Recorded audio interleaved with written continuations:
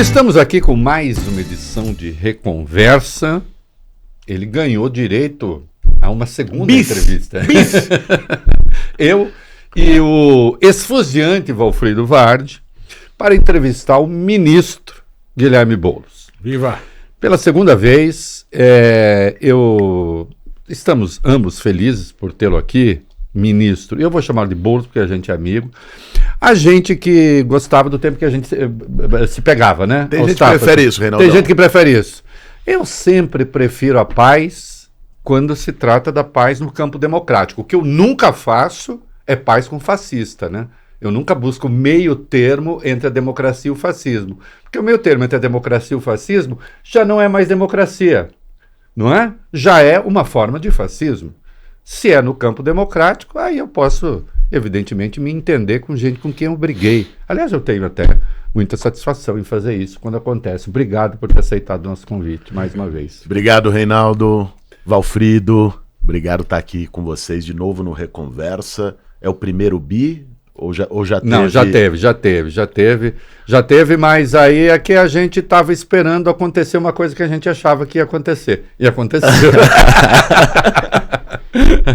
Bom, então vai lá, eu vou usar isso como o meu gancho inicial.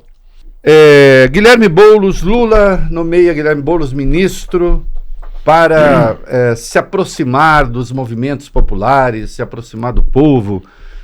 O presidente e o governo estão longe dos movimentos populares, do povo, e precisaram de você para se aproximar. Como é que é isso? Não é isso não, Reinaldo. Ao contrário, né? Você vê a aprovação do presidente Lula crescendo de maneira contínua nos últimos meses.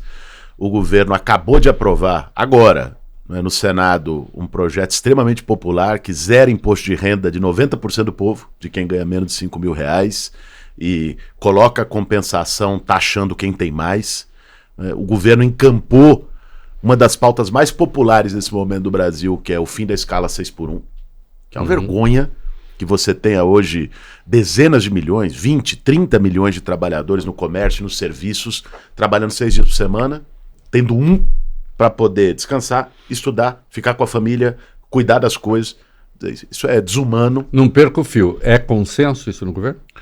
O fim da escala 6x1 é consenso absoluto no governo. Tá, continue. E, seguindo isso, o que o presidente Lula me chamou foi para ajudar a colocar o governo na rua. A aproximação com o povo ela já existe. Mas o Lula, se você olhar, desde o primeiro mandato dele, ele faz uma aposta real na participação. Tem um debate, você na abertura aqui falou de fascismo. De onde o fascismo surge, ou pelo menos essa nova onda fascista do século XXI. Uma das fontes é a descrença com a política. O descrédito das instituições políticas, da política tradicional, as pessoas não se sentirem representadas pela democracia representativa e tudo mais. E, vamos dizer aí, existe um sentimento real que o fascismo abusa dele para colocar uma solução autoritária de oferecer salvadores da pátria, supostamente contra o sistema, contra tudo e todos. Nós estamos querendo mexer nessa coisa real, que é tornar a democracia mais democrática. Democracia não pode ser você chamar o cidadão para ir lá apertar um botão na urna e depois voltar 4 anos depois para dizer se ele gostou ou não. Isso é parte da democracia. Tem alguns que nem isso aceitam e querem dar golpe.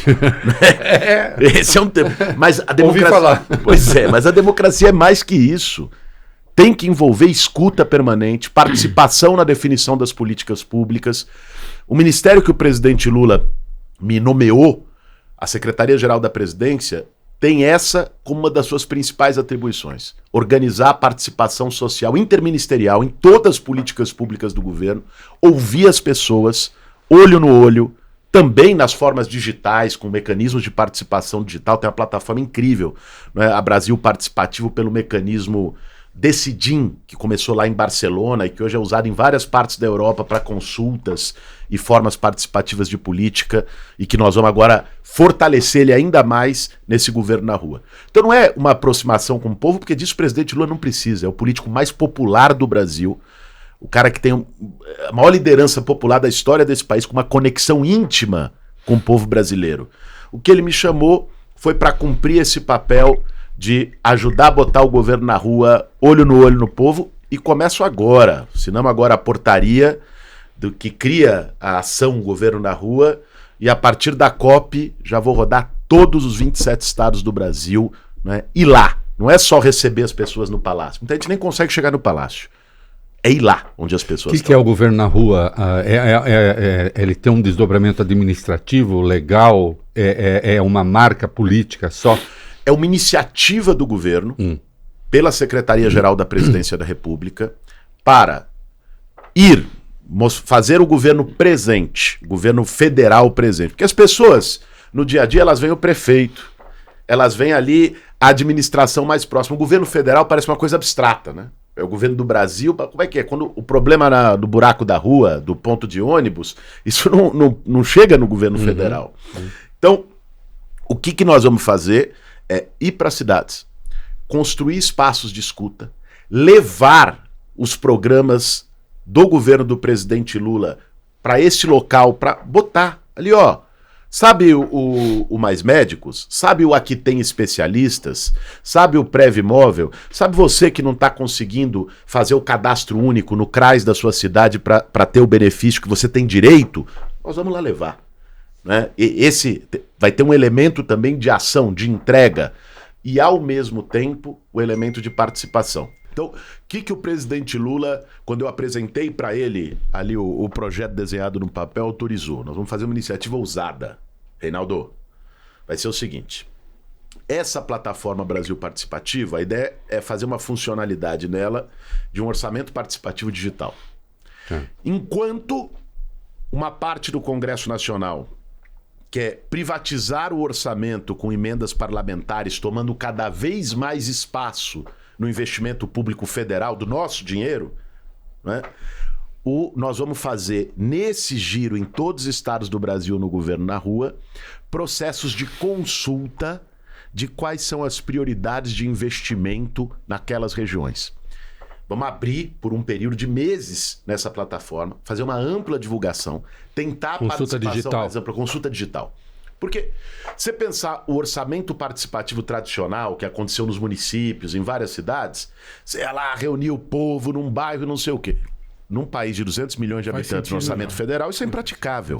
Então nós vamos fazer atividades presenciais, mas para isso ser efetivo, não ser para inglês ver, nós vamos abrir para participação digital em consultas públicas e as pessoas vão colocar quais são as prioridades para a sua região.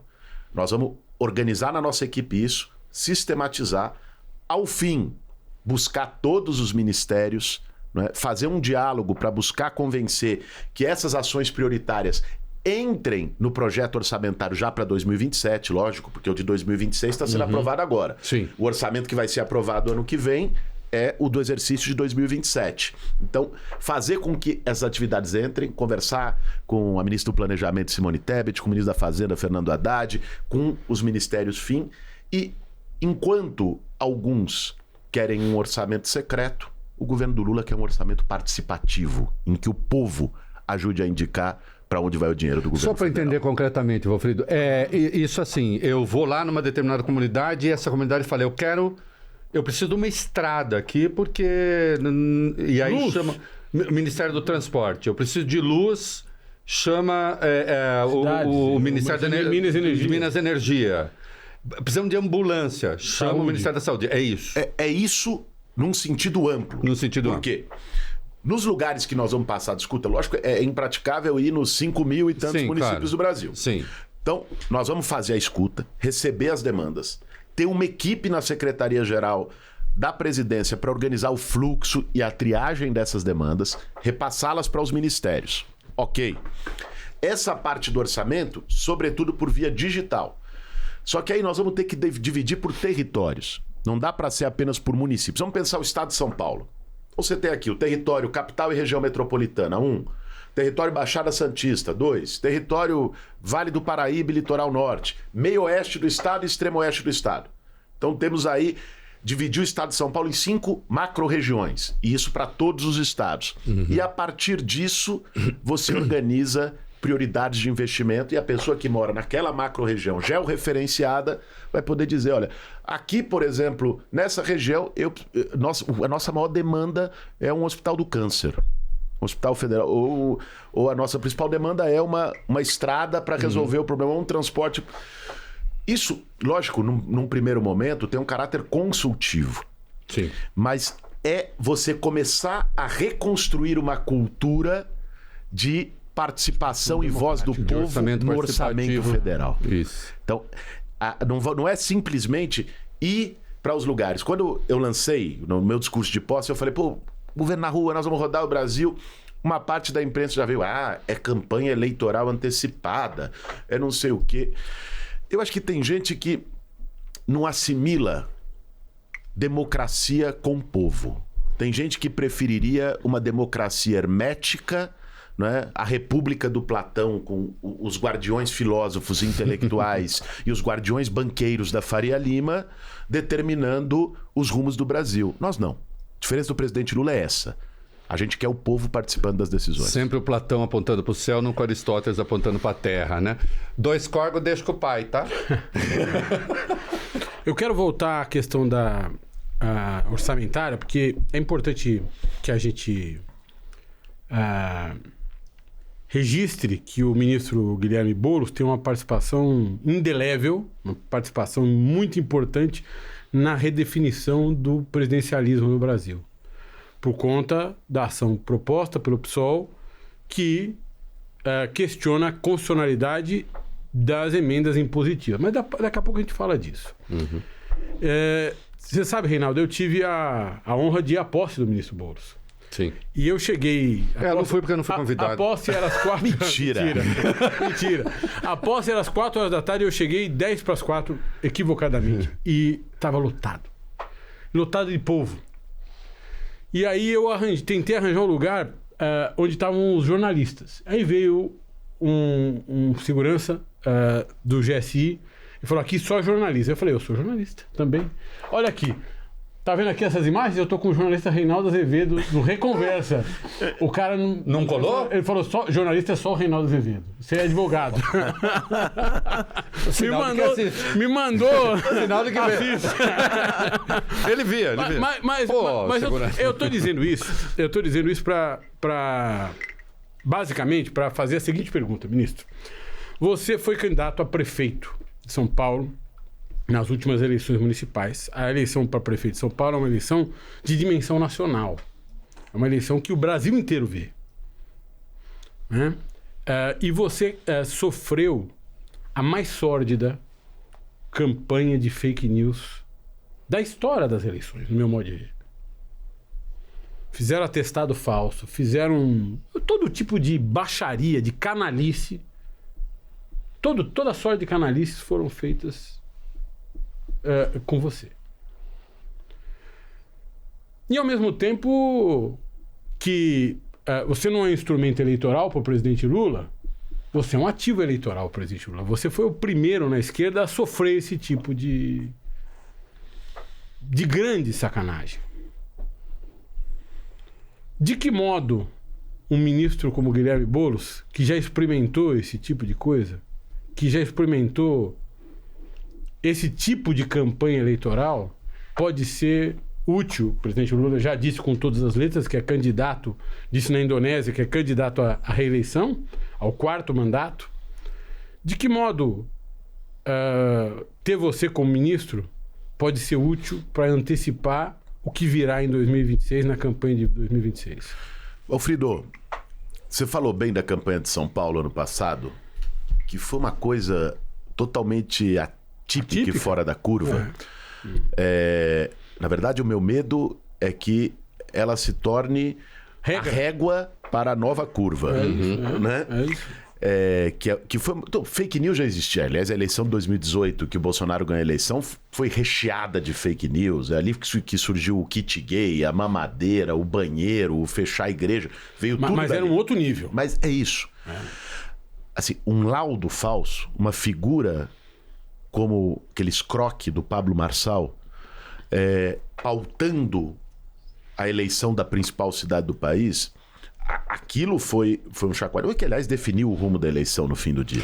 Ele reorganizou o campo conservador, o campo reacionário, né? É verdade. Com essa história. Verdade. O que ele fez Sim. levou o Nunes pro segundo turno. Sim. O que ele fez, não só... O que ele fez... não estou dizendo aqui que ganharia eleição, qualquer coisa nesse sentido. Mas é uma contra ele você especulação. teria mais chance. Mas seria uma especulação. Mas o fato é o seguinte, assim, esse cidadão, com o alcance que ele conseguiu ter na rede social, pago por um esquema de campeonato de cortes, de monetização, pelo qual, aliás, ele foi declarado inelegível, foi uma das ações de inelegibilidade, até foi revertida no TRE hoje. Aliás, TRE... Eu li tão cheio de vergonha aquela decisão, pronto. Já. Mas enfim, mas tem outras. A do Laudo Falso nem foi julgada ainda. Mas enfim, que ali ele conseguiu levar minha rejeição à estratosfera de um jeito que nem o Ricardo Nunes, com o latifúndio de televisão que tinha 10 minutos por dia, né, conseguiria fazer. Foi um negócio violento. Aquilo a gente acompanhava, a gente tinha monitoramento de rede na campanha, em tempo real. Um negócio violentíssimo. Agora, qual é o problema? E eu acho que isso é algo que pode impactar as eleições do ano que vem. Nós estamos vivendo uma reordenação geopolítica. Essa é a verdade. O pano de fundo para boa parte dos debates que a gente está enfrentando no Brasil é uma nova Guerra Fria entre Estados Unidos e China. Falando português claro, a China foi a grande vitoriosa dos 30 anos de neoliberalismo, de livre comércio, exatamente por não ter adotado o consenso de Washington. Então, ela conseguiu se tornar a indústria do mundo e pela primeira vez, desde que se tornou o império, os Estados Unidos está ameaçado de ser superado. Pela primeira vez mesmo, porque com a Guerra Fria com a União Soviética, a disputa era armamentista. Do ponto de vista econômico, a União Soviética nunca fez cócegas para os Estados Unidos, nunca foi metade do PIB norte-americano. Agora os Estados Unidos têm um rival que, se seguir as taxas de crescimento dos últimos 10 anos, em menos de 10 anos, ultrapassará. Já ultrapassou na fronteira tecnológica. Quem domina hoje o 5G, inteligência artificial, é a China.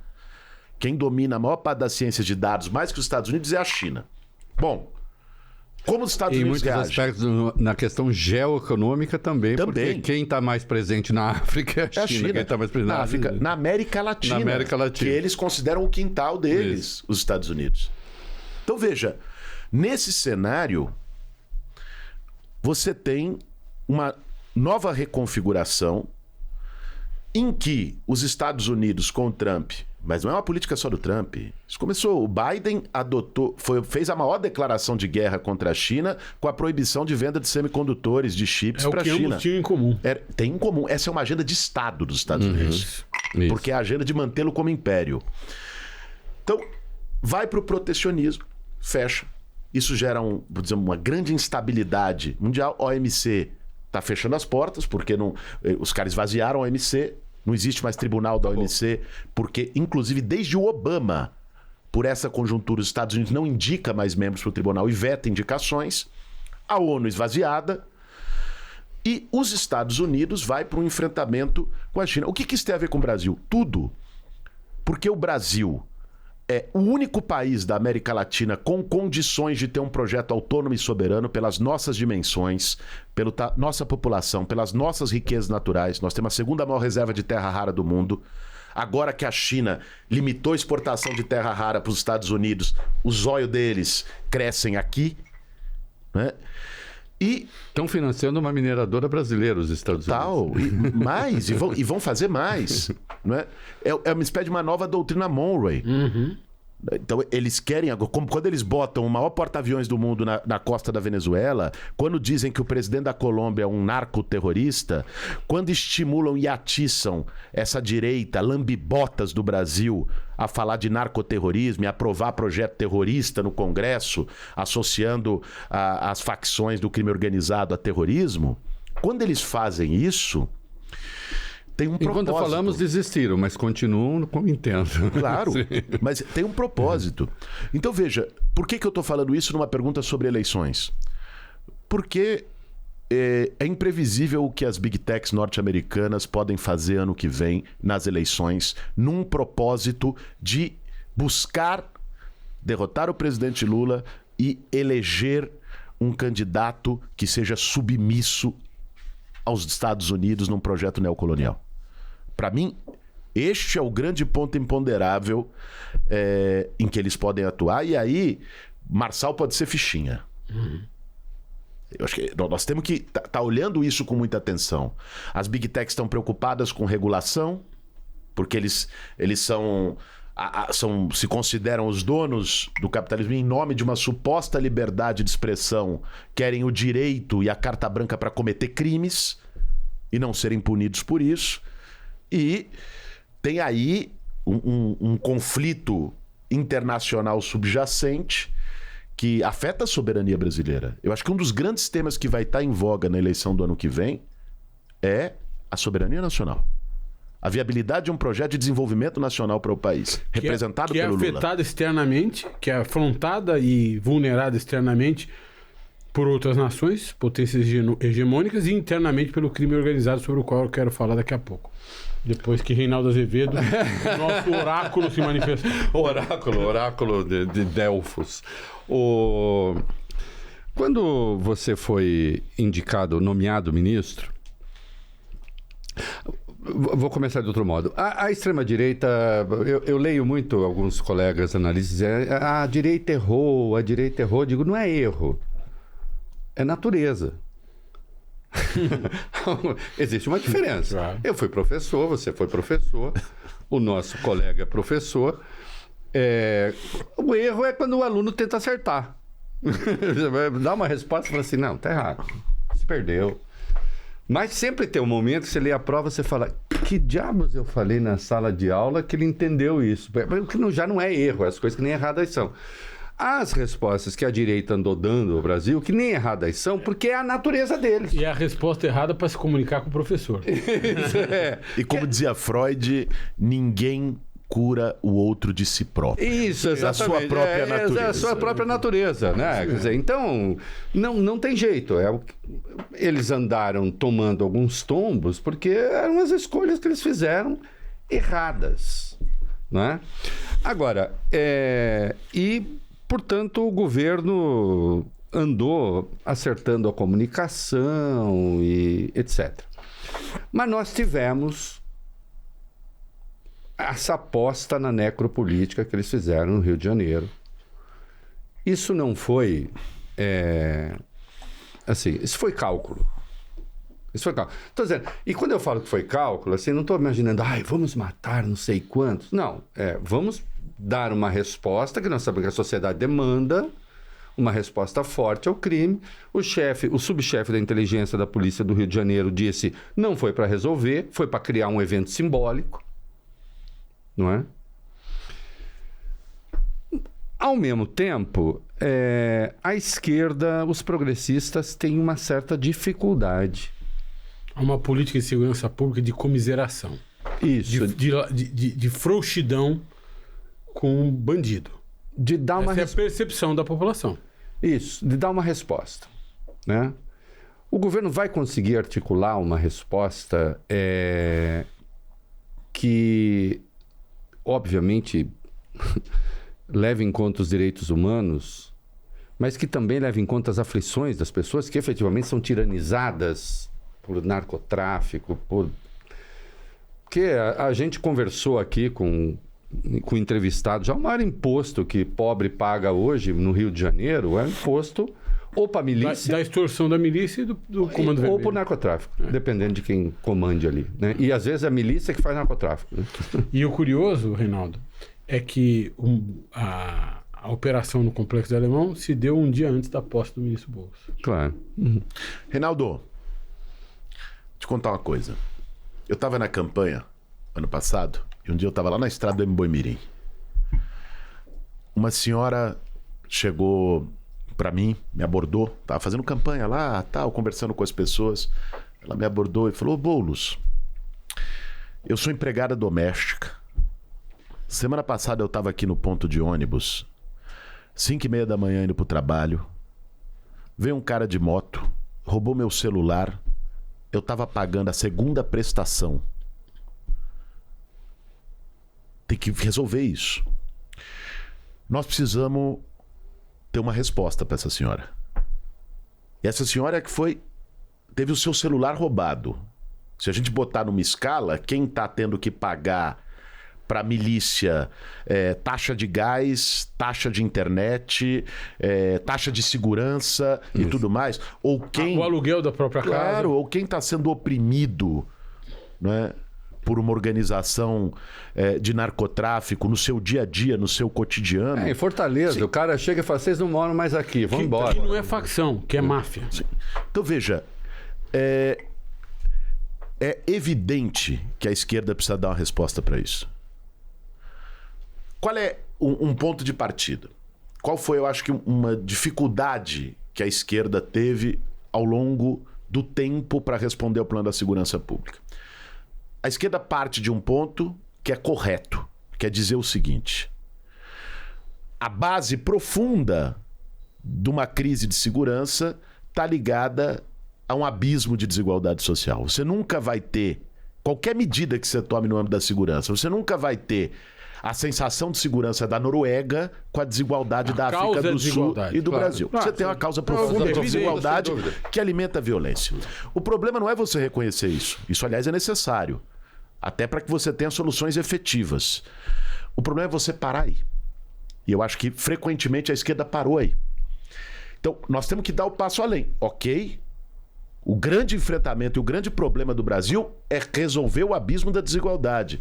Agora, nós precisamos dar resposta para essa senhora lá do ponto de ônibus da Mboi-Mirim e para quem está em comunidades controladas pelo crime, pela milícia, em qualquer parte do Brasil. Dar resposta à maioria dos pobres que não é bandida. Trabalhadora. Que, ainda que o pobre venha, o bandido tenha uma origem pobre, à medida que ele passa a ser bandido e tiranizar os pobres que eram pobres como ele, evidentemente ele passa a ter um outro papel. Trabalhadores que são oprimidos no asfalto por seus empregadores e nas comunidades pelo crime organizado de tipo mafioso. Agora, é aí que nós temos que separar os dois caminhos. Ok, vamos discutir uma proposta estratégica para combater as máfias, para combater o crime de maneira geral no Brasil. Nem todo crime é ligado à máfia. As grandes organizações mafiosas estruturaram um crime internacional, transfronteiriço, que pela guerra entre esses grupos faz com que os índices de violência e de homicídio nas periferias do Brasil, não é nos jardins, não é, aumentem significativamente. Tudo isso. E tem também o crime do varejo, vamos dizer assim, é o roubo de celular, é o problema que também atormenta as pessoas. E que está ligado à organização criminosa. Então veja, o caminho que a extrema-direita oferece é o caminho da demagogia, é fazer a pirotecnia com sangue, é o caminho Cláudio Castro. Que, aliás, no caso dele, diga-se de passagem, né, fez isso possivelmente com o interesse de salvar a própria pele. Porque o cidadão está sendo investigado. Nada me tira da cabeça que o calendário do próprio TSE estava na mira. Assim, não vão ter a coragem de me caçar. Francamente, eu tenho 43 anos, tem pessoas muito mais experientes que eu na vida e eu tenho sempre a humildade de ouvi-las. Agora, infelizmente, eu sou mais jovem, eu não posso te dar conselho. Com os meus 43 anos... Não é desconfiando da sua juventude. Obrigado. Para mim já foram suficientes para duvidar de coincidências como essa. É muita coincidência. Então, esse caminho da extrema-direita de usar a sensação de insegurança das pessoas e o domínio do crime sobre territórios para fazer demagogia política sem apresentar nenhuma solução. Qual é o projeto deles? Não tem nenhuma solução. Não, e confessadamente, o subchefe da inteligência da PM disse: eu sei que não resolve, que não resolveu e nós criamos um evento simbólico. Agora, aspas isso. Eu acho que nós precisamos ser justos, Reinaldo, com o governo do Lula.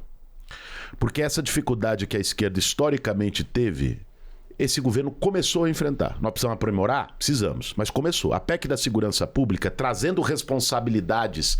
Porque o mais cômodo para o Lula era falar, deixa para os estados, a Constituição já prevê. Por que ele vai entrar nesse vespeiro? O presidente falou não.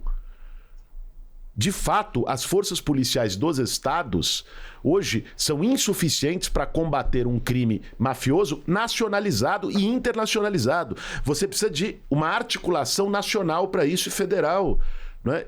E isso significa o governo entrar em campo, com alteração constitucional, que é a PEC.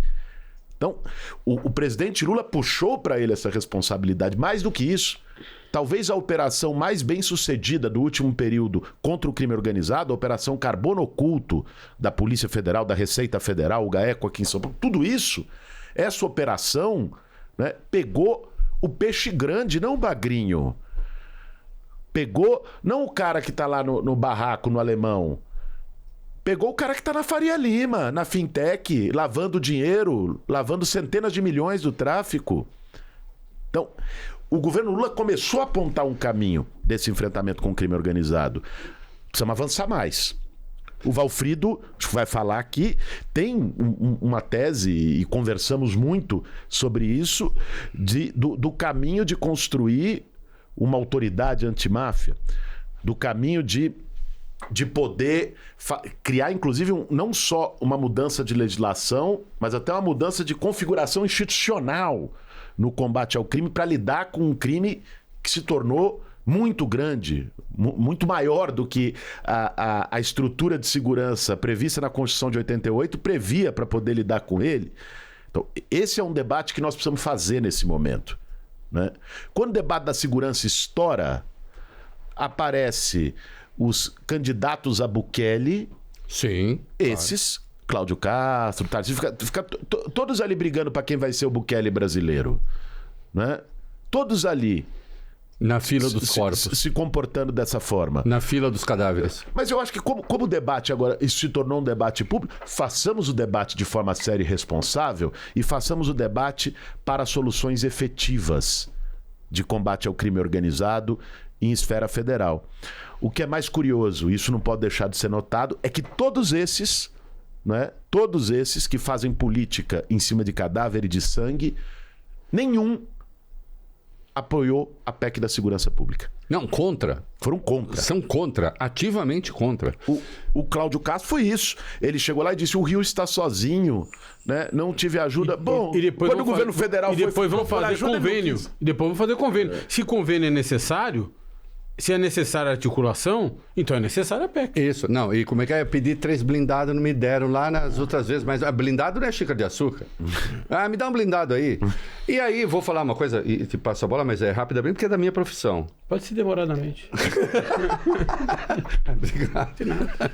Nossa, mas tá um amor aí. Mas sempre. Brother, né? Brother. O Valfrido já legitimou a fake news de que o Reinaldo tem 30 anos de idade. Brotheragem não, é bromance.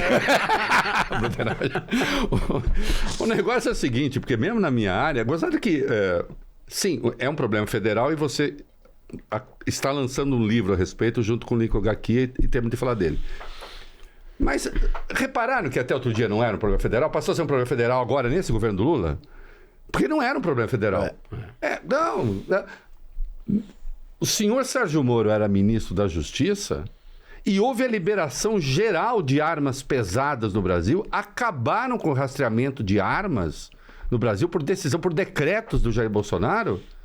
E como o Moro, de qualquer modo, chegou lá como queridinho ainda da era da Lava Jato, ninguém disse que a multiplicação de CACs estava, na verdade, alimentando de armas o crime organizado. Claro. E não era um problema federal.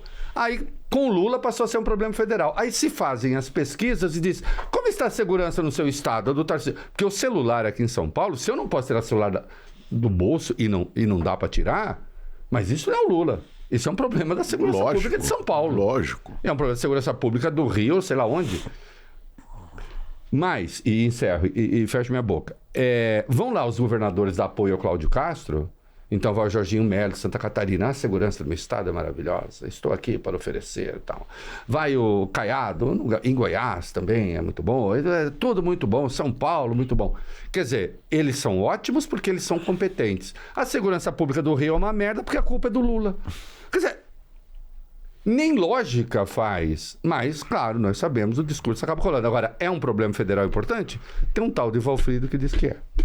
Ministro, o senhor, depois da sua posse, teve num evento do Esfera, coordenado pelo querido amigo João Camargo. E muita gente que esteve na oportunidade em que você discursou no evento do Esfera, uns 2 ou 3 me ligaram e disseram como o ministro Boulos falou bem, com propriedade. As pessoas ali ficaram encantadas com o que ele disse, seduzidas pela sua maneira de pensar. E você mudou ou eles mudaram? Eu até ia fazer uma exclamação assim. Eu ia fazer uma exclamação no Esfera. Não, tem que falar com todo mundo. Não, tem, claro. Meu Mas irmão, eu fiquei impressionado com os caras. sabe o que eu falei lá no Esfera? Me conta para os nossos espectadores. Vou dizer para todo mundo que está assistindo.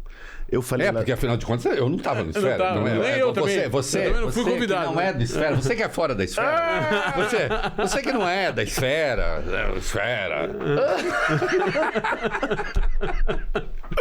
Você mudou ou eles mudaram? Veja, Você vê, quando a gente brigava era muito menos divertido. eu tô exatamente no mesmo lugar. Exatamente no mesmo lugar que eu estive quando decidi ir atuar junto com o Sem Teto há 25 anos atrás. Continua invadindo propriedade do seu... Agora eu estou invadindo cérebros alheios. Ai, que delícia. Não, mas veja, É um homem penetrante. o que eu falei lá no Esfera? Falei o seguinte, que primeiro, o Brasil precisa de um projeto nacional. A elite brasileira que usa o discurso empoeirado do FMI dos anos 90, porque nem o FMI defende o padrão de austeridade que a Faria Lima defende hoje. Nem o FMI, né? Não. O FMI vai olhar para a Faria Lima e falar: nossa, vocês estão neoliberais demais. Gente, isso já não deu certo. Calma. Ou seja, de que essa turma fica austeridade. Não, o governo não pode investir. Meus caros, o que nós estamos vivendo hoje, no mundo todo, até pelo que a gente falava aqui há pouco, da China ameaçando os Estados Unidos, é no mundo inteiro um retorno do papel do Estado na economia. Em vários sentidos. Uhum. Até porque para concorrer na disputa de mercados com a China, como é que você vai concorrer na disputa de mercado com a China se as empresas chinesas têm subsídio estatal, se as empresas chinesas trabalham com um câmbio controlado e subvalorizado para permitir e estimular as exportações, se as empresas chinesas têm a possibilidade de uma prática de dumping nesse sentido na concorrência internacional, como é que você vai concorrer, a empresa brasileira ou mesmo norte-americana, no mercado de preço com os chineses, se ali é austeridade, livre comércio, Estado mínimo? Não vai. Tanto é que o Estado norte-americano... Eu queria falar, não tem mais nada disso. Pois é, não existe. O Estado norte-americano está financiando uma cadeia produtiva de chips dentro dos Estados Unidos. No governo Biden. No governo Biden. Começou e segue no Trump. Biden. Eles importaram uma empresa inteira de chips. Os Estados Unidos, né, estão adotando a proposta comunista de controle de entrada de capitais. Né? Uma estratégia para impedir capital externo em setores considerados estratégicos. Não só os Estados Unidos. Essa é uma tendência mundial hoje. E a Faria Lima olhando para o seu umbigo e tratando o Brasil como uma plataforma especulativa de curto prazo. Foi isso que eu falei na Esfera. Eles gostaram. Poxa, fico impressionado. Feliz, mas foi isso que eu falei. Não tinha gente do mercado financeiro nesse monte de gente. É mesmo? Olha, mas foram essas palavras, elas estão gravadas. aprendendo. Foi isso que eu falei na Esfera. Eu falei, olha, tem aqui uma questão, nós vamos divergir em muita coisa. Eu defendo o fim da escala 6x1. Eu defendo trabalhador. Eu defendo taxação de super rico nesse país. Não exagera também. Eu falei, taxação de jornalista PJ que ganha muito dinheiro por mês. Então, ou seja, eu coloquei isso para eles desses termos. Mas se vocês não tiverem um pingo de projeto nacional, Como é que os Estados Unidos se tornou a maior economia capitalista do mundo? Foi com liberalismo? Toma vergonha na cara. Pegue o desenvolvimento tecnológico dos Estados Unidos no Vale do Silício, todo financiado e bancado pelo Estado, toda a estrutura de pesquisa, desenvolvimento e inovação do capitalismo norte-americano com dinheiro público, bancado pelo Estado norte-americano. E aqui não pode. Numa agenda conjunta, porque os fortões das Big Techs não estavam ali no dia da posse do Trump à toa. Lógico. O que eles estavam fazendo ali? Aliás, havia o Bill Gates, o nosso progressista da Big Tech. Caiu, né? Acabou de cair. Recentemente, na questão do aquecimento global. Ele estava procurando um jeito de aderir. Não encontrou nas coisas... Aproveitou a questão do aquecimento global, dizendo as esquerdas exageraram, não é bem isso mesmo. Tal. Caiu o último. Caiu o último. E, portanto, é uma política de Estado. Com as empresas. De Estado imperial. O modelo americano hoje está muito próximo do modelo chinês nesse sentido. De criar... Cada instrumento dos grandes... Reinaldo, sabe o que me deixa assim, perplexo? É ver o quanto a elite de um país como o Brasil pensa pequeno e às vezes de forma rastejante. E aceita ser um sócio colonial da elite imperial norte-americana. Autorizada a explorar os outros países enquanto a elite brasileira é autorizada a explorar seu O Monteiro próprio Lobato... povo. É isso. O Monteiro Lobato, que tinha muitos problemas, já sabemos... Só para resumir, foi isso que eu disse na Esfera. Então, reitero aqui, Eles gostaram. estou exatamente no mesmo lugar e fico muito feliz que eles tenham gostado. Espero que tenha São convencido masoquistas? alguém. Espero que tenha convencido. Mas o Monteiro Lobato, que tinha, sim, um problema aqui, outro lá, mas era um nacionalista, enfim, a campanha do petróleo indica, mas ele falava da elite brasileira, dizia assim, na sua casa de nacional não tem nem o trinco da porta. É por aí. E é isso. E essa gente não tem nem o trinco da porta. Hoje, mudou. Vamos entender que virou uma chave? Vamos entender que no novo cenário geopolítico, as nações voltam a ter força, porque na globalização neoliberal acabou o Estado Nacional, não tem força, não serve mais para nada e tal. Elas voltam, é protecionismo. Isso não é uma loucura do Trump, um desvario. Não, isso é uma tendência mundial a partir da nova configuração da economia. Isso significa que os países têm que se preparar para isso com um projeto soberano. Mas o ministro falando, eu notei uma certa simpatia pelo Trump. Pelo modelo Trump. Eu também. Não, vocês estão enganados. Então, Totalmente enganados. explica. Eu busquei só colocar o Trump no chão que ele pisa. Tá. Porque a visão mais cômoda que se possa ter é dizer, o Trump é um ponto totalmente fora da curva, ele vai passar. E aí as coisas vão voltar ao normal. Não, aquele mundo não volta mais ao normal. A mudança não é uma coisa particular do Trump. Né? Agora, o Trump é a principal expressão da extrema-direita em nível internacional. Né? Simpatia zero pelo Trump. Não, do ponto de vista dos valores, vamos lá, agora falando sério. Do ponto de vista dos valores, sem dúvida. Mas o que você está dizendo é que do ponto de vista da gestão da economia e de como ele está vendo o mundo... O que ele está fazendo não é assim tão insano, porque ele está protegendo a sua indústria, ele está protegendo a sua economia, ele está protegendo, digamos, a sua cultura. Tem um amigo, eu tenho um amigo que fala, está protegendo aqueles Estados Unidos do sonho americano, daquela classe média. E evitando uma conflagração com a China. E evitando uma conflagração. Reinaldo, Quer dizer, não é tão insano assim. não, é que eu acho que é o seguinte, Porque durante um tempo pareceu que era só loucura. É isso. E é método. mas é cálculo. Tem método. Para ficar, é cálculo, para chegar ao Shakespeare, né? Isso. E vamos lá.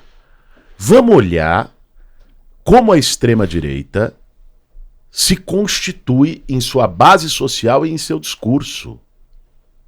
Veja, pega a extrema-direita do norte global, a começar por Trump, mas isso poderia ser Orbán, podia ser a Giorgia Meloni na Itália, podia ser qualquer um deles. Que no dia em que falamos, elogiou o Bolsonaro, junto com o Eduardo Bolsonaro. Tudo isso. Se a gente olhar a base da extrema-direita mundial, pegue o Trump. Qual foi a base inicial do Make America Great Again?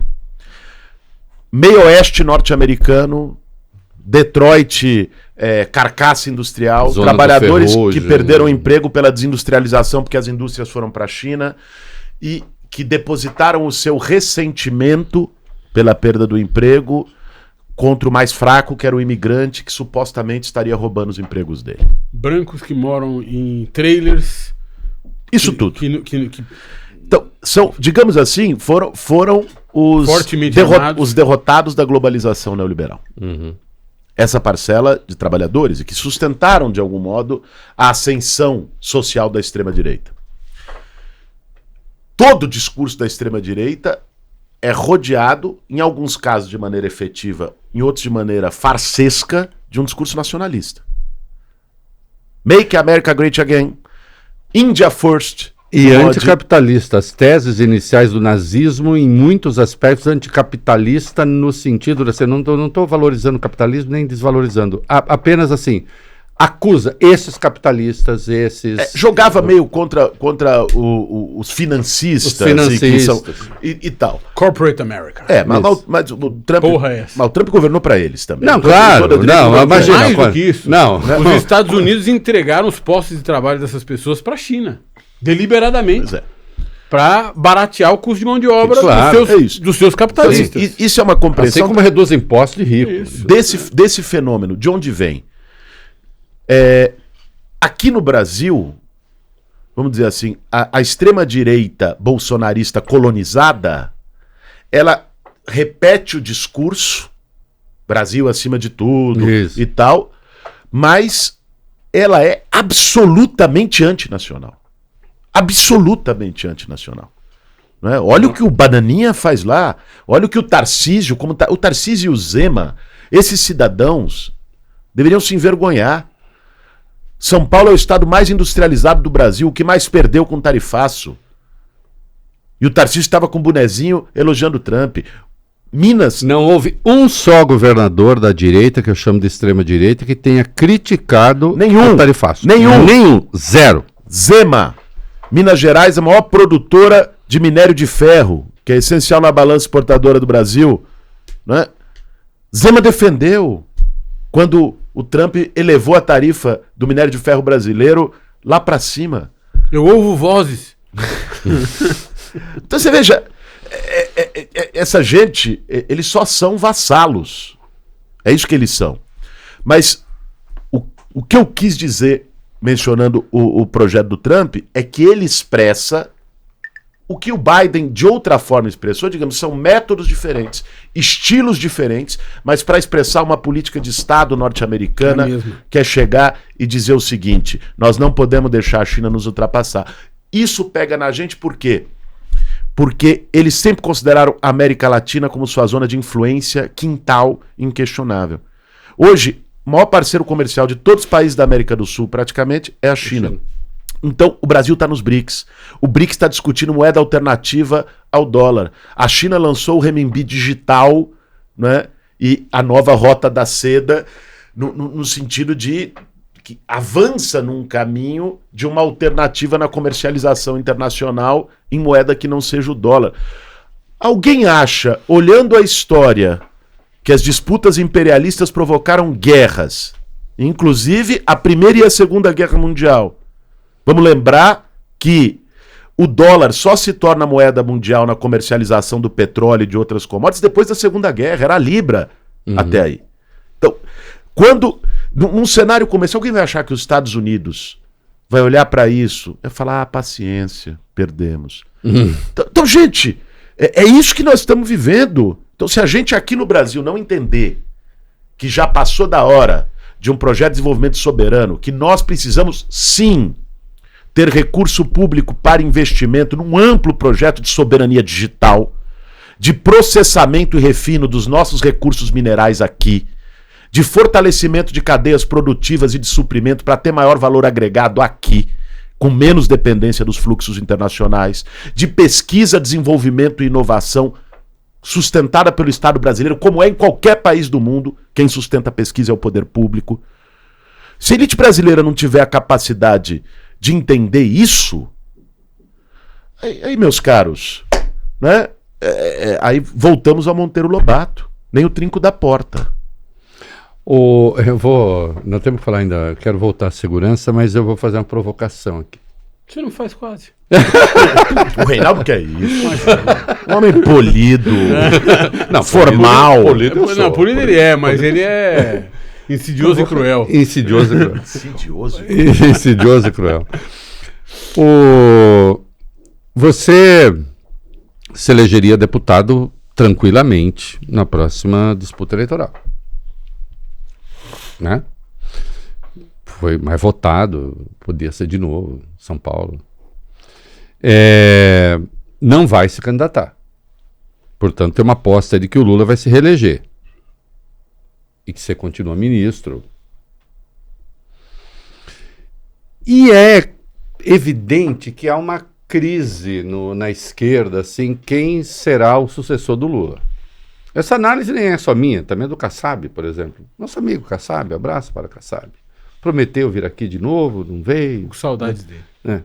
Contei no avião. Eu comecei essa entrevista achando que eu era prestigiado por estar sendo chamado pela segunda vez ao Reconversa. Agora eu vejo que tantos outros foram chamados antes de mim pela segunda vez. Mas é que a gente tá Mas ele não veio. Você se tornou veio, ministro. Eu estou desprestigiado. Você veio, é que a gente sabia que ia virar. Né? Vamos gerar um pouco de confusão no PT. Tudo isso que você falou não é só para ser ministro, já é alguém que está com uma leitura para o futuro. Às vezes as pessoas não acreditam quando a gente faz relatos do cotidiano com o Lula, e que pode parecer, para quem só, ainda mais eu que estou como ministro, e portanto o Lula é meu chefe formalmente, pode soar como um puxa-saquismo, alguma coisa do gênero. As pessoas não têm ideia do nível de vitalidade e capacidade de trabalho que o Lula tem aos 80 anos de idade. É incrível. É impressionante. Sabe o que é uma reunião que dura 6 horas e que já tá todo mundo acabar, não sei o que, já tá, as pessoas já conseguiram. Já não aguenta mais. E ele está, o presidente da República, com 80 anos de idade, com o conjunto de síntese na cabeça dele, com o raciocínio mais rápido de todos na reunião, todos mais novos do que ele, e com uma clareza, vendo coisas e pontos cegos que ninguém enxerga. Isso acontece cotidianamente no Palácio do Planalto. Então, a força, a potência que o Lula tem é um negócio impressionante. A capacidade de trabalho que o Lula tem é impressionante, ainda mais quando a gente considera a vida que o Lula teve nesses 80 anos. Sofrida. Com tudo que ele passou. Por isso, eu acho que qualquer debate do que vem depois... primeiro, eu não acho que nós temos condições de fazê-lo agora. Não temos mesmo condições. Isso não é uma fuga da resposta. Francamente... Nós precisamos ter um foco absoluto. Acho que a eleição do ano que vem vai ser dura, difícil. O foco absoluto tem que estar aí. Porque se você antecipa e faz um debate extemporâneo sobre o que será o futuro da esquerda adiante, né, quais serão as lideranças que poderão se projetar adiante para um projeto nacional como liderança nacional, você antecipa talvez disputas, questões que nesse momento têm que ser menores, secundárias ou inexistentes. E tem uma coisa que tem que ser, aí do meu ponto de vista, um ponto pacífico. Não existirá outro Lula. Lógico que existirão outras pessoas que estarão levando adiante a esquerda no futuro. Mas com a história do Lula, um cara que vem de Pau de Arara do Nordeste, com a mãe que tinha sido largada pelo pai, que arrumou outra família em São Paulo, com os irmãos menores, que chega, vem morar numa favela, não consegue terminar os estudos, vai trabalhar de metalúrgico, perde um dedo num acidente de trabalho, vira diretor do sindicato, vira presidente do sindicato, conduz as maiores greves da história desse país. Esse cara perde 3 eleições presidenciais. Todo mundo dizia que era, nunca vai ganhar, rejeição muito alta, não tem condição, não vai. Ganha. Faz o governo considerado até hoje pelo povo brasileiro o melhor da história. Sai com 90% de aprovação. Elege a sucessora. Como punição pelos serviços prestados ao povo brasileiro, é perseguido de uma maneira atroz. Fica 583 dias preso injustamente. Dado como um morto político por entre 10 jornalistas desse país. 9. Para ser justo. Né? Já foi. E Acabou. um pseudo-jornalista. Né? Segundo a segurança. E hoje está no Palácio do Planalto e é favorito para a reeleição. Não existirá outro Lula no Brasil. Não existe. Eu só fiz esse exame porque ele deu a primeira entrevista para mim justamente. Eu lembro. Mas assim, você lembra que era um consenso avassalador. Avassalador. E burro. E burro. Então, às vezes até com gente num campo dito progressista. Isso. Então, assim, vamos... Eu acho que por razão de respeito ao que representa essa figura na história do Brasil, a conexão que tem com o povo e de foco estratégico e tático da esquerda brasileira numa batalha dura que nós estamos vivendo, vamos focar no presente e cada dia com a sua agonia. Mas tem uma coisa quase literária que eu não posso me negar a fazer aqui, que é o seguinte. A minha mãe, que é uma senhora humilde, semi-alfabetizada, tal, hoje eu falei que eu vinha te entrevistar. Ela falou, é aquele moço que parece o Lula? Eu digo, que eu sabia que eu estava falando pra você. Falei, é aquele moço que parece o Lula. Você fez essas considerações, mas muito sábia. É muito sábio. É aquele moço que parece o Lula, que até ele fala igual às vezes, eu acho. Que ele fala assim, o jeito, quando o Lula era moço. E tem uma inflexão, tem uma imagem, tem um shape. Só que tem uma história invertida.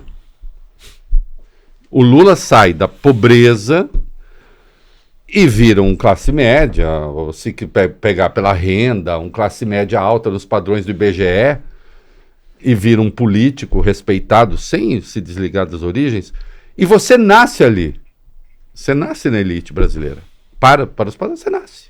Seus pais são quem são, 2 cientistas, né?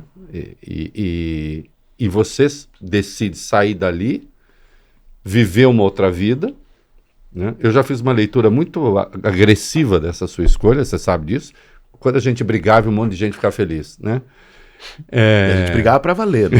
Não era dos dois lados. Dos dois lados, não era fingimento. Quando isso era um canil. Faltava um adestrador.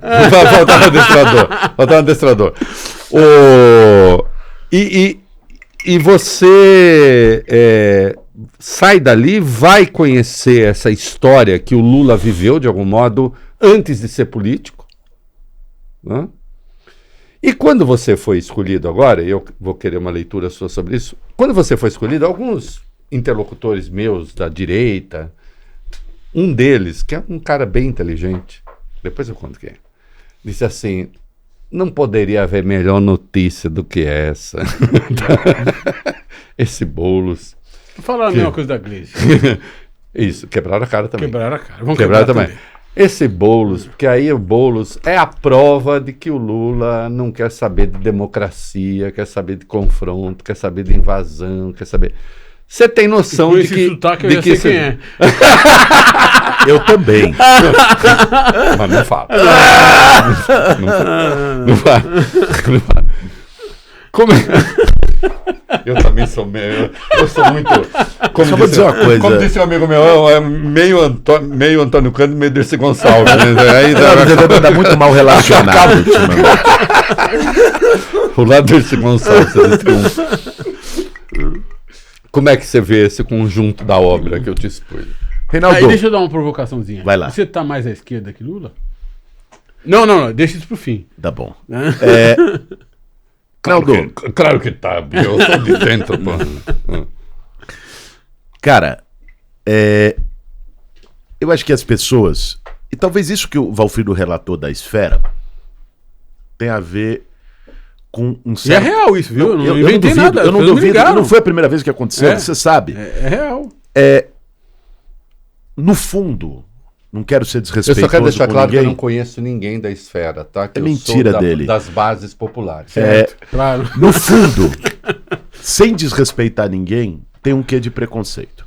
Por quê? Claro. Porque as pessoas conhecem a minha trajetória no movimento social. Quando as pessoas veem alguém do movimento social, o que elas imaginam? É alguém que late, não fala? É alguém que só vai sair xingando e espumando? É alguém que não vai conseguir juntar lé com cré e que não consegue conversar com quem pensa diferente? Então, para você agradar e fazer com que a pessoa ligue pro Valfrido e fale eu gostei, basta você não espumar, né? Basta ser um bípede e fazer um raciocínio. Então, Você surpreende positivamente pelo simples fato de concatenar ideias. Mas todo mundo sabe que você concatena ideias. Pô. Então, veja, tem uma coisa que é um preconceito que no fim do dia não é preconceito comigo, ainda mais pela minha origem de classe média. Isso. É um preconceito com o povo brasileiro. Porque Verdade. é um preconceito de achar... Você tem um setor que não é só elite. Quando a gente fala de elite, pode ser uma coisa muito ampla. É uma classe média letrada, esclarecida, que considera, meio que... não é nem uma consideração racional, sabe? É pré-consciente. Considera o povo como inferior cultural e intelectualmente. Isso é algo presente no Brasil. Como se fosse gente de segunda categoria. Tanto é que tratam como descartável. Tanto é que considera pode tudo. Pode matar, pode humilhar, pode tudo. Então, pode, inclusive, na imprensa, me perdoe de novo, eu já te passo. Claro, Inclusive, na imprensa, fazendo uma reportagem sobre o que aconteceu no Rio de Janeiro, dizendo assim: aqui está uma mãe que encontrou seu filho decapitado. Ponto, e vamos continuar a mostrar o... É isso. É um nível de naturalização da barbárie. Isso. Com certeza não diriam isso se fosse uma senhora bem apessoada e com bom sobrenome, moradora de Higienópolis, do Jardim Paulista ou da Barra da Tijuca, que tivesse perdido seu filho. Isso, claro que não. Então, Tanto mais decapitado. é uma divisão, vamos dizer assim, tácita de cidadão e subcidadão. Uhum. Então, o que a percepção que essa turma tem é de que eles têm um monopólio da capacidade de diálogo e de articulação política, eles têm um monopólio de ter habilidade de conversar com o diferente, de transitar em distintos espaços, eles têm um monopólio do pensamento estratégico e de como se posicionar, e os outros burros, erram, são assim, limitados.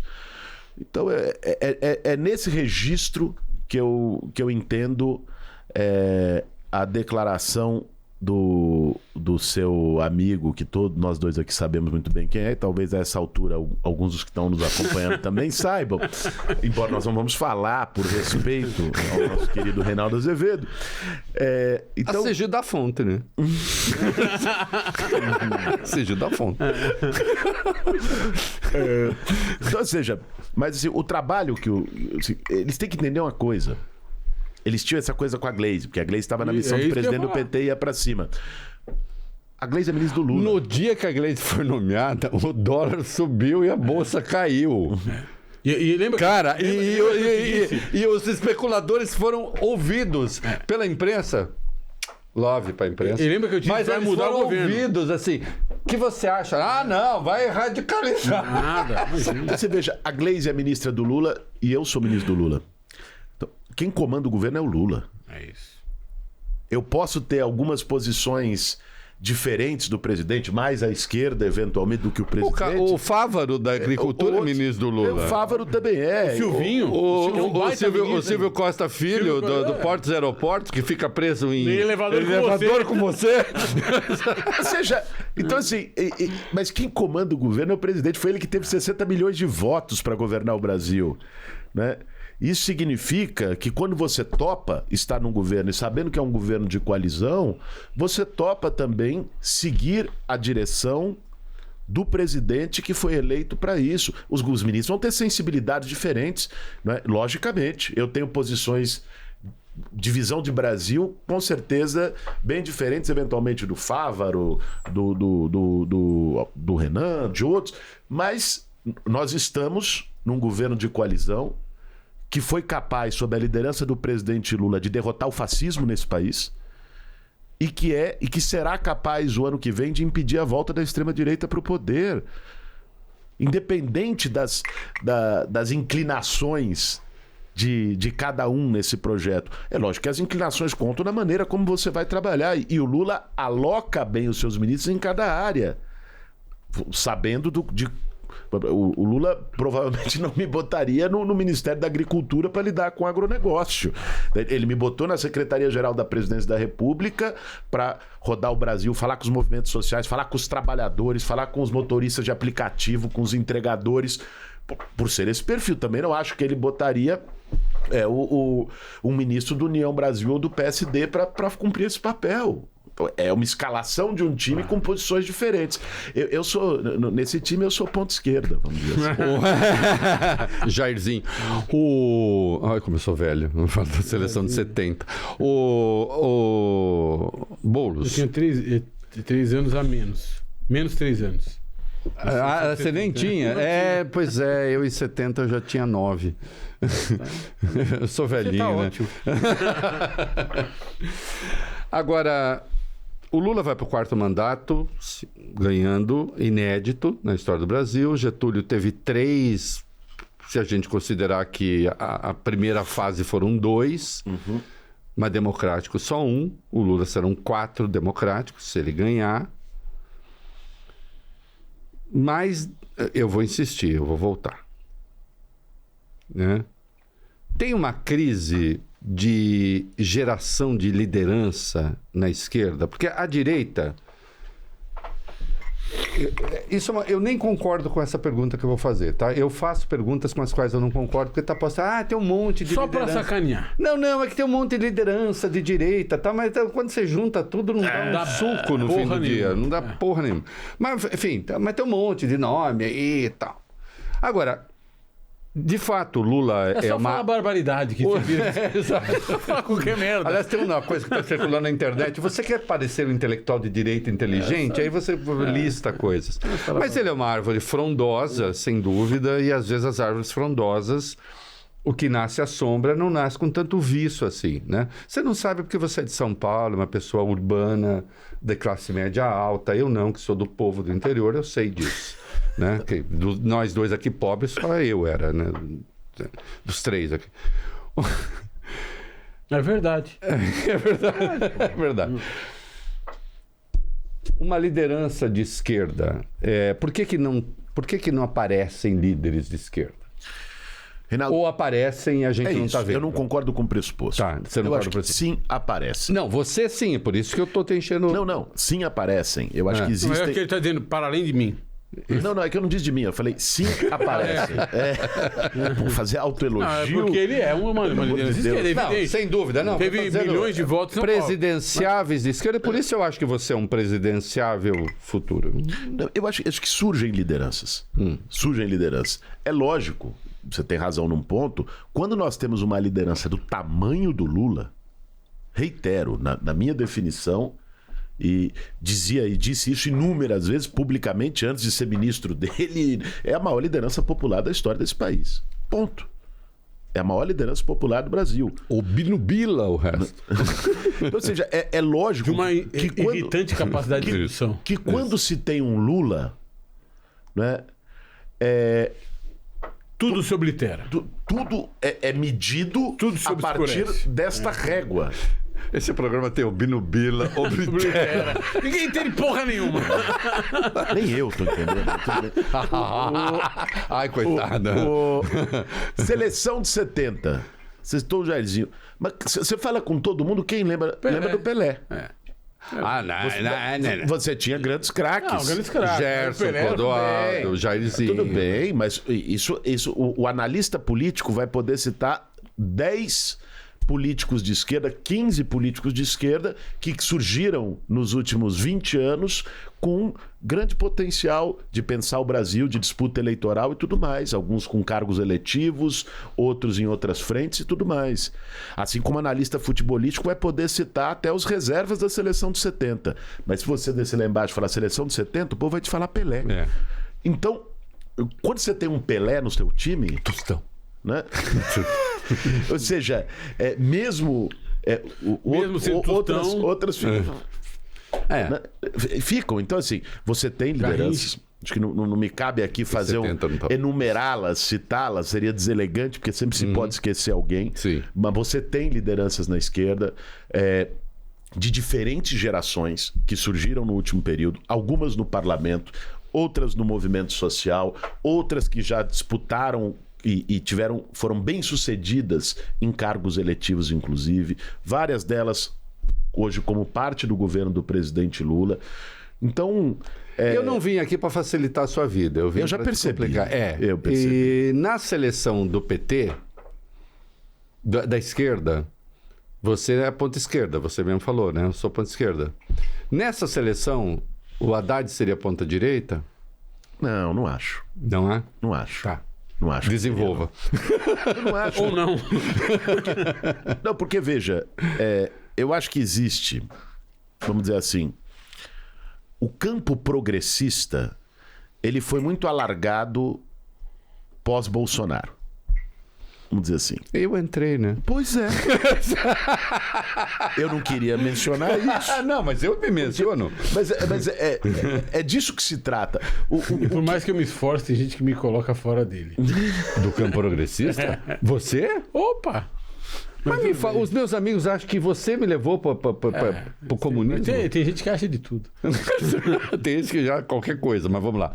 Haddad é a ponta direita, você é a ponta não esquerda? acho. Não, porque, no governo? Eu acho. Hoje você tem no campo progressista ampliado, que é quem cerrou fileiras contra o fascismo, você tem setores, não é, que estão, enfim, tem posições políticas e econômicas, né, bem mais conservadoras do que o Haddad, e o presidente Lula e outras figuras que estão jamais carimbadas como esquerda.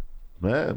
Uma frente é para você ter o vice-presidente da República, é o Alckmin, que historicamente não esteve ligado ao campo de esquerda, mas que fez parte de uma coalizão progressista para derrotar a extrema-direita. E que tem tido um comportamento exemplar. Compartilha meias com o presidente da Aliás, exemplar. vale dizer, neste dia que nós estamos gravando, é aniversário do vice-presidente Feliz Alckmin. aniversário. Feliz aniversário, presidente Alckmin. Que venham reconversas. E você tem a ministra Simone Tebet do Planejamento. Você tem outras figuras que foi candidata. A ministra Simone Tebet foi candidata a presidente da República em 2022 e que não estão num campo de esquerda, mas fazem parte de um campo progressista ampliado. Então, há uma grande diversidade que talvez as posições da escalação futebolística não deem conta. Ministro Guilherme Boulos, vamos falar de coisa séria, vamos falar do povo brasileiro. Pô, a gente não tá falando de coisa. Até agora nada. Essa é a única pergunta séria. É a única pergunta séria. Atenção, venha. Prestem atenção. Pergunta séria. Aquele segurança não sabia. Ministro Boulos, eu tive outro dia no parlamento e o encontrei. E eu percebi que o parlamento se tornou um dos lugares mais insalubres do país. Assim, um lugar de ódio. Um lugar de antagonismo. Não é antagonismo não é problema. É um lugar de inimizade, rebaixamento. De rebaixamento humano. Degradação. Mas ao mesmo tempo, o parlamento é um microcosmo do país. E a gente está falando, nós estamos aqui conversando com uma pessoa que vive na quebrada, na periferia da cidade, na maior cidade do país. Que escolheu viver na periferia da maior cidade do país. Ele podia viver. Só um parênteses, meu irmão, porque às vezes. Um parênteses, me desculpe, porque eu acho que é justo. As pessoas falam, foi morar no Campo Limpo e às vezes se constrói um monte de histórias. Eu preciso dizer aqui, um fato que poucas vezes eu disse, que além de uma escolha política, mas sobretudo o que me levou para o Campo Limpo foi uma escolha amorosa, de coração. Você se casou com uma mulher que morava lá. Minha esposa, Natália. Com a nossa querida Natália. É nascida e criada no Campo Limpo. Beijo filha para a de pais Natália. metalúrgicos. E foi quem me levou para lá. Arrebatou meu coração. E para as filhas também. Sim. Mas pode Enfim, ser seu raciocínio. e isso é muito justo. A realidade é sempre complexa. Ela é um misto de escolha e imposição do coração, né? Mas o que eu quero dizer é o seguinte, quer dizer, você na eleição para prefeito, você se deparou com gente pobre, com gente oprimida. Eu não vou nem entrar no aspecto racial, no aspecto de gênero, não. Gente pobre e oprimida, que eu acho que é o mais importante no fim do dia, que votou no Pablo Marçal, votou no Nunes, e que votou nos deputados que transformam o Congresso Nacional num circo, num lugar mais insalubre da face da terra. Eu não conseguiria ficar 5 minutos ali. Num mau circo, porque nós somos a favor do bom circo. Num circo de mau gosto. Isso. Aqui você reputa isso. Eu acho que isso nós estamos quase no fim da nossa conversa. E isso é muito importante, porque no fim do dia você é empregado... E perguntar ao psicanalista também. Isso, você é empregado do povo. O presidente Lula é empregado do povo. De certa forma, nós estamos desempenhando uma função pública aqui e nós somos empregados do povo. Sim. O que está acontecendo? Né? Alfredo, meu irmão, isso foi o que eu me dediquei a pensar depois da eleição aqui em São Paulo, onde eu saí derrotado eleitoralmente. Mas aquela eleição para mim também foi uma lição. No meio de uma grande escrotidão. Não, lógico. Mas eu, quando fui lamber as feridas, porque eu acho que quando se perde, você tem que lamber as feridas. Claro. Você não tem que sair xingando o juiz ou querer virar a mesa. Ou fazer de conta que não perdeu, né? Perdeu. De conta que não perdeu. Não adianta falar, perdi, mas no fundo eu ganhei. Não, eu perdi. Vocês são crianças, não lembram. O campeão moral de 78, né?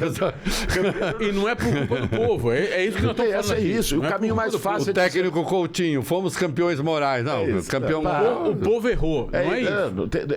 O caminho mais fácil, mais cômodo e mais enviesado é chegar e dizer, obrigado, Rômulo, é chegar e dizer, não foi o povo que não reconhece, esse povo que não sabe votar, não sabe, e por aí vai. Para.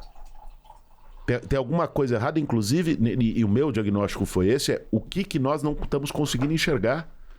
O que a esquerda brasileira está com dificuldade de enxergar, de perder parte da sua conexão com setores populares, trabalhadores, sofredores, humilhados historicamente e que não se reconhecem politicamente, parte deles, na esquerda. Uma parte se reconhece, tanto é que o presidente Lula ganhou a eleição, sobretudo com votos populares.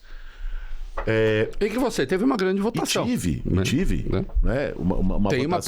Uma votação expressiva. Em nenhum distrito da periferia de São Paulo eu tive menos de 45% dos votos. Em nenhum. Enquanto que nos distritos mais ricos de São Paulo, teve alguns que eu cheguei a ter 33, 34% dos votos. Então, minha votação maior foi na periferia, embora bem insuficiente para ganhar a eleição. Não algo insuficiente. Insuficiente. Mas o fato... Eu traduzi essa reflexão num livro, né, Para Onde Vai a Esquerda, publicado pela editora Contracorrente, em que, lamentavelmente, o Valfrido... Rafael Valim. Não, você sabe que ele falou que ia fazer isso, mas eu achei que ele estava mentindo. É muita maldade. Faltou o livro do ministro. Ele falou, ele falou, vou citar o livro, o livro será citado e não está vendendo para muito. Está vendendo muito. E aí, para mim, resumindo, eu acho que é o seguinte, Acho que o grande ponto, na minha leitura, é que nós tivemos dificuldade de enxergar as mudanças na classe trabalhadora a partir do fortalecimento da informalidade, do trabalho autônomo, de uma fragmentação dos trabalhadores, do trabalho por plataforma, e muitas vezes nós enxergamos essa classe trabalhadora como se fosse a classe trabalhadora dos anos 80 nas fábricas. Que não é mais a mesma. Ela não, se ela quisesse a mesma coisa. Ela não é mais a mesma, nem economicamente, nem socialmente, nem ideologicamente, nem que é a mesma coisa. É um outro. E nós temos que aprender a lidar com essa diversidade de uma nova classe trabalhadora. Então, quando eu saio da eleição de São Paulo, sabe qual é o primeiro projeto de lei que eu faço como deputado, porque voltei à Câmara? O projeto de lei para os entregadores de aplicativo. Porque eu notei que muitos desses entregadores, eu via isso na campanha, eram os mais efusivos na candidatura do Pablo Marçal. E aí eu fui entender e procurei eles. Depois que eles fizeram uma grande paralisação, que foi o break, presentes estavam na minha posse. Estavam na minha posse. E vou lançar a semana que vem. Almocei com o ministro Marinho essa semana. E a semana que vem vou criar com ele uma portaria interministerial para criar o grupo de trabalho dos entregadores de aplicativo para desenvolver uma política federal. E nós vamos falar disso agora, porque assim, um grande erro foi cometido, porque se tentou. E quando a gente viu, o Nicolas estava falando com eles. Nicolas Ferreira, dizendo: estão querendo subordinar vocês ao PT para vocês pagarem tributo, INSS, para os sindicatos do PT. Teve uma grande... E eu quero saber que erro foi cometido e por que você não vai cometer o mesmo erro. Reinaldo, assim, o projeto... E sempre considerando que esses caras precisam ser formalizados. Claro. Porque uma outra coisa, falasse dos meus amiguinhos neoliberais que achavam que eu também era neoliberal como eles. É ser inserido dentro do enquadramento legal. Isso. Não porque assim, quando eu falo assim, CLT. Ai, Reinaldo, como você mudou. Não, o problema é o seguinte: se a gente fica aplaudindo esses caras que não têm nenhum vínculo com nenhuma forma de nada e que um dia terão de receber o quê? Benefício de prestação continuada sem nunca ter contribuído, a conta não fecha. Deixa eu te falar. O primeiro erro cometido. O trabalho feito pelo Marinho foi um trabalho de escuta, de diálogo, buscou escutar os setores que naquele momento o governo... Marinho e Gilberto Carvalho. O Marinho e Gilberto, claro, que está como secretário do Marinho, toda a equipe, Chico Macena, pelo Ministério do Trabalho do presidente Lula naquele momento, foi um esforço de inclusão desses trabalhadores como autônomos com direitos. Assim que foi definido. E eu acho uma boa definição. Em que sentido? No sentido de que esses trabalhadores, até pela forma de trabalho que tem, mais flexível. Por exemplo, o motorista que está na Uber, ele também está logado na 99, ele também está logado numa outra, ele não tem um vínculo único. Então, como é que você vai botar a CLT para isso? Muitas dessas pessoas chegam e falam: pô, eu quero ter a possibilidade de um dia ir com o meu filho no médico, porque ele tem consulta, e para independente do horário que seja, ou de ir assistir o jogo do Corinthians, ou de fazer qualquer coisa, e de algum modo poder definir a minha jornada. Do Corinthians. A classe trabalhadora é corintiana. Não necessariamente. Vale aqui ninguém vai em outro jogo. A classe trabalhadora é corintiana. É sempre a classe trabalhadora corintiana, claro. Então, ou seja, esses pontos... Além de ser internacional. esses pontos... Foram importantes. O Marinho fez um trabalho. Quando colocou o tema da Previdência, que é importantíssimo, que é o que você falou, sim, né, da contribuição previdenciária, houve todo um trabalho de fake news brutal pelos bolsonaristas, com o seguinte discurso: o governo quer taxar o motorista de Uber, o governo quer taxar o entregador de aplicativo. Quer te enquadrar, quer te colocar no sindicato do PT. No sindicato. E não, acho que o erro foi não ter preparado uma vacina para fazer esse debate. Essa óbvia sacanagem. Como os caras distorceriam. Que sempre farão. Bom ter claro isso. E é isso. Por que nós fizemos? Agora, eu conversei bastante com o Marinho continuou esse trabalho, seguiu esse trabalho. Vamos conduzir isso juntos, tocar isso juntos. Assim, tem alguns pontos que são importantes. E aqui eu vou me deter mais nos entregadores, porque ali dos trabalhadores de aplicativo você tem os motoristas, Sim. né? E você tem os entregadores. Mas o motorista de grande, muitos têm realmente outro emprego. Os entregadores, alguns empregos costumam ser únicos. Pois é, muitos. Então veja, os entregadores nós estamos falando essencialmente no Brasil. Até aqui de iFood, que tem mais de 90% do mercado. A 99 está vindo com capital chinês para disputar o mercado com eles, mas hoje E o Kita, o né? iFood e o Kita. O iFood é a grande plataforma. Veja, o que esses entregadores querem? Eu conversei com muitos deles ao longo desse último período. Primeiro, uma tarifa mínima, uma espécie de um piso. Porque, olha que loucura. Essas plataformas, as de entrega, não tem uma moto, não enchem um tanque. Se o cara se acidenta, não é acidente de trabalho, não tem garantia, não tem nada. As plataformas de motorista não tem um carro, não trocam um pneu, não fazem nada. Tudo é ao custo do trabalhador. Elas só oferecem intermediação tecnológica e elas ficam com um percentual abusivo de cada viagem que se faz. De cada entrega que um motoqueiro do iFood faz, um percentual enorme vai para o iFood só pela intermediação tecnológica. De cada viagem que um motorista de Uber 99 faz, um percentual abusivo vai para Uber só por intermediação tecnológica, sem nenhuma responsabilidade. Isso está errado. Eles querem garantir um piso. Opa, tudo bem, vocês têm o lucro de vocês, é o modelo de negócio, mas vamos mudar essa balança? Vamos fazer o trabalhador ganhar mais? Essa é uma demanda. Segunda demanda. Vocês estão ouvindo o iFood?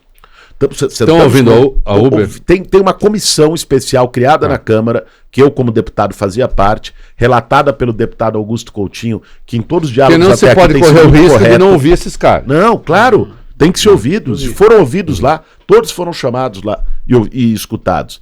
E nesse grupo de trabalho... Só para deixar claro, não é que eu tô com peninha, não, é que é uma gente com capacidade de mobilização. Mas nesse grupo de trabalho nós vamos chamar também as plataformas. Sim, e são os empregadores. Então, a bem da verdade são empregadores. Pois é, mas não existe nenhum setor que não tenha regra. Sim. Sabe qual é o setor que não tem nenhuma regulamentação? Tráfico de droga e de arma. E até outro dia. Tem, mas é ineficaz. E até outro dia as Big Techs. Agora tem um. Então veja, precisa ter uma regulamentação nisso aí. É garantir uma remuneração maior para o trabalhador, mudar esse quinhão um pouquinho, um pedaço maior do queijo. Segundo, transparência do algoritmo. Os trabalhadores são comandados por algoritmo. Pegando o Uber, pergunte para ele quanto você está ganhando por essa viagem. E compare o quanto você está pagando pela viagem. Muitas vezes chega ao dobro. Por uma viagem. É incompreensível. Aconteceu um caso agora de um meu que foi para Brasília, vai se tornar assessor do Ministério. Fez esse exercício. A viagem custou R$45 para ele e o motorista recebeu 21. Então veja, não dá. Não dá. Isso quer dizer tarifa mínima e transparência. O motorista tem que saber quanto está sendo cobrado. Perguntou, você tem que perguntar quanto você está recebendo. Eu estou pagando tanto. O outro falou, estou recebendo 21. Então, isso é inaceitável. A transparência do algoritmo é essencial para isso. E o terceiro ponto é você ter um seguro e uma previdência. Você precisa ter. Não, e também ter lugares para descansar na cidade. Claro. Os caras ficam jogados. Isso são outras políticas. Nós tivemos lá o ponto de apoio, que eu quero depois convidá-los para ir conhecer. O Movimento dos Trabalhadores Sem Direito lançou por conta própria, conseguiu numa arrecadação com parceiros que financiaram, um lugar chamado Base. Está ali na Praça da Sé. É um ponto de apoio que tem uma cozinha solidária para os entregadores almoçarem e tem um espaço ao lado da cozinha. Pelo amor banheiro. de Deus. Micro-ondas, carregar o celular, que é um instrumento de trabalho fazer dele, xixi, um lugar para descanso, para tomar água. Não tem. E Boulos, por mais etéreo que pareça, falando sério agora, eu acho que tem que conversar com o conjunto da sociedade para dizer o seguinte: esses caras que não estão contribuindo com nada, e alguns não estão, um dia entrarão no sistema de proteção. Claro. Se não for por aposentadoria, será pelo BPC. Pelo BPC. E aí, anos.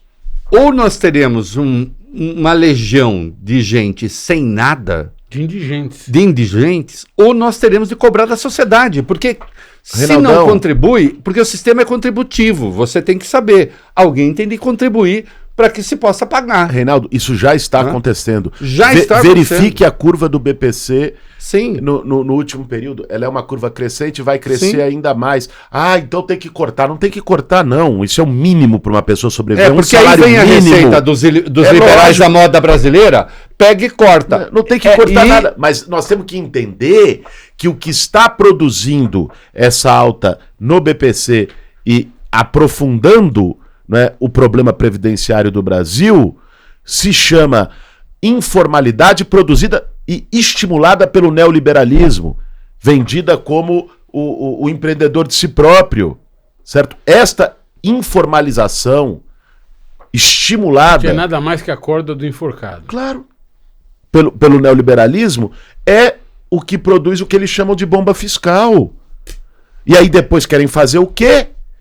Que o trabalhador pague a conta e desvincule BPC do aumento do salário mínimo. Escambau. O ministro não chama de neoliberalismo, porque fica parecendo que é aquele bordão antigo. Ah, é neoliberalismo. É a não contribuição, porque a não contribuição, se o cara vai receber um dia, neoliberal, Reinaldo, vai ele chamar tem do de quê? contribuir... É neoliberal. Vai chamar de sacanagem, Jurandir. Chama de...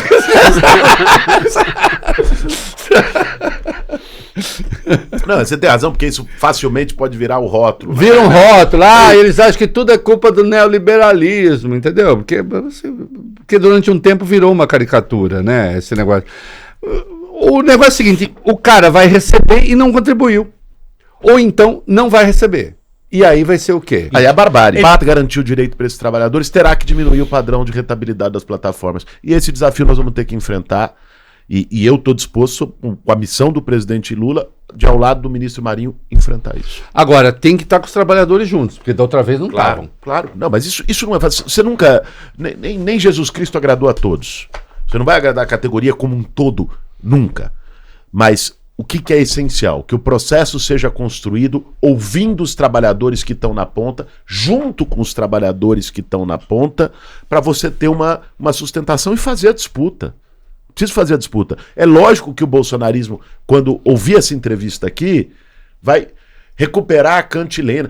Vai tirar os empregos. Que é o que eles sempre disseram, o que a direita sempre disse. Quando pega a capa dos grandes jornais, quando se aprovou o salário mínimo no governo Getúlio, a economia vai afundar. 13º, férias remuneradas, né? Todos os direitos sociais, era a hecatombe. Vai acabar, os empregos vão acabar, as empresas vão embora, o capital vai fugir. Não aconteceu nada disso. Isso se chama terrorismo de mercado. E eu Aliás, fazer isso agora no dia em que o Senado aprovou por unanimidade a redução, a isenção de imposto de renda para quem ganha até 5 mil, o dólar chegou ao seu ponto mais baixo e a bolsa chegou ao seu ponto mais alto. Porque todo mundo sabe que é justo, porra. Não, mas aí eu lembrei de quando, no dia que o governo anunciou isso, em novembro... Nossa, o dólar explodiu. O dólar explodiu, tal. Chegou dezembro, o dólar chegou a 6,30 e tanto. E, no entanto, é porque o governo tinha anunciado que, no futuro, apresentaria uma proposta de isenção para quem... No futuro, desde que houvesse compensação. E mesmo assim, a especulação aconteceu. E depois pergunto, Reinaldo mudou de lado. Sabe por quê? É porque eu não gosto de canalha. Entende? Não é que eu mudei de lado, exatamente. É que eu não gosto de canalha. Se tem canalha, eu não quero. Não quero perto de mim. Posso terminar? Deve terminar, porque senão não vai terminar. Ele disse nunca. outro dia que nós somos amigos desde que tudo era mato. E eu quero dizer uma coisa. Cada dia ele tá melhor. Tá ficando bom, ficando bom. Cada dia ele tá melhor e ele não para de melhorar. Eu até hoje aqui já fiz uma questão que acho que vai para o futuro. Parabéns. Desde que tudo era mato. Eu só acho que isso é um pouco antiecológico em tempos de COP30. Ele ficou com ciúme! Ficou com ciúme! Em tempos de COP30, dizer assim, tudo era mato. Olha, preste atenção, você, como eu sou o mais progressista da mesa. Os dois falaram, tudo era mato, os dois concordaram. E eu estou no tempo da COP30. Ainda bem que tudo era mato e que tudo deve voltar a ser mato sob certo ponto de vista.